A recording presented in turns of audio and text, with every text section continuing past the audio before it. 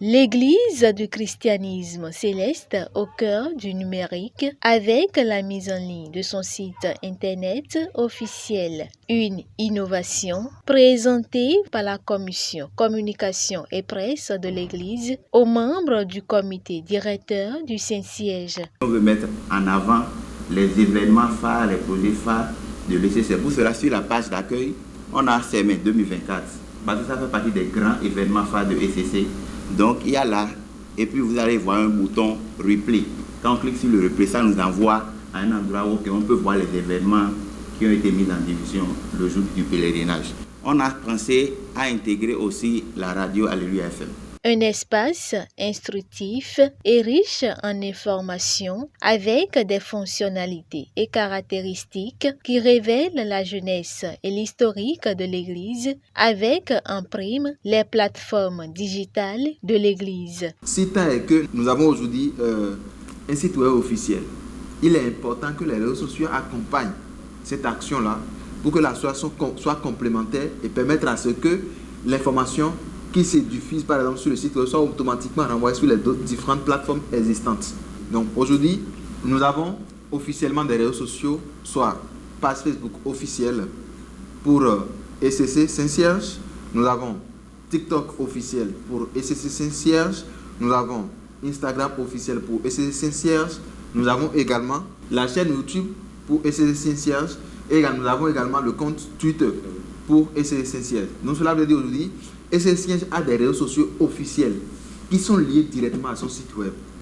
Donc lorsque vous allez en bas de page du site web officiel, vous avez tous ces réseaux sociaux-là alignés. Et même déjà pour le nouveau réseau social déjà béninois qui est promis depuis quelques jours déjà et qui a plus de 400 000 utilisateurs qui s'appelle Frime, nous prévoyons même déjà créer aussi une page officielle pour ECC Saint-Cierge sur le réseau social qui est 100% béninois et qui relève aussi de notre identité. Et il faut dire également rappeler qu'il y a la chaîne WhatsApp officielle également de l'Église qui est en cours de validation avec la commission communication et qui va être aussi mise en place pour permettre à ce que les informations soient centralisées et pour que sur n'importe quel réseau social désormais qu'il n'y ait plus de fraude, qu'il n'y ait plus d'usurpation d'identité, de marque de l'Église et tout. Donc voilà un peu en gros. Une innovation saluée par les membres du comité directeur qui ont exprimé leur enthousiasme face à l'initiative. Des préoccupations sur des aspects techniques du site, les enjeux liés à la sécurité des données et à la gestion des contenus ont été au cœur des débats. C'est ce que nous décidons de mettre dans la maison qui se retrouve dans cette maison.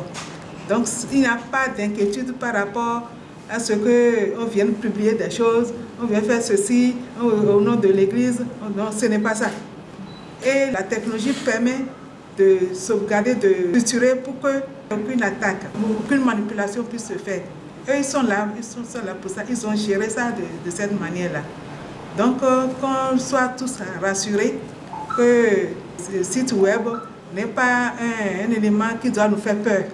Au contraire, ça permet de donner de la visibilité à l'Église, de permettre à tout le monde entier de savoir qu'il y a une Église qui existe, de savoir qu'on peut aller quelque part pour se renseigner sur l'Église, et d'aller quelque part pour savoir ce qui se passe dans l'Église.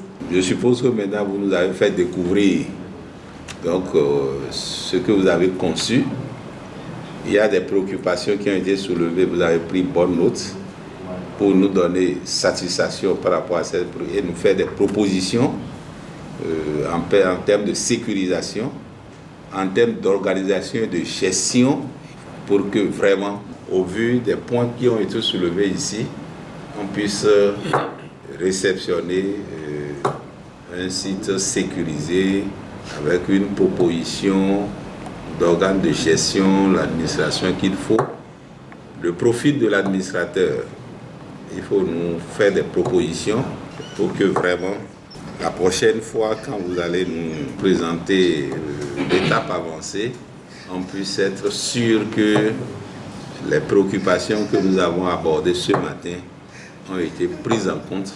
Notre site sert de cadre de référence. Il faut créer le cadre juridique, il faut des éléments à apporter pour nous aider à mieux comprendre, pour dissiper un certain nombre de préoccupations que nous avons abordé ce matin. Cette séance de présentation de sites web et des plateformes digitales de l'ECC marque un tournant pour l'Église qui s'engage à embrasser les avancées technologiques pour soutenir sa mission spirituelle et renforcer les liens au sein de la communauté. Pour rappel, des apports et suggestions ont été recueillis par les développeurs web afin de parfaire et améliorer le travail abattu avant la remise officielle.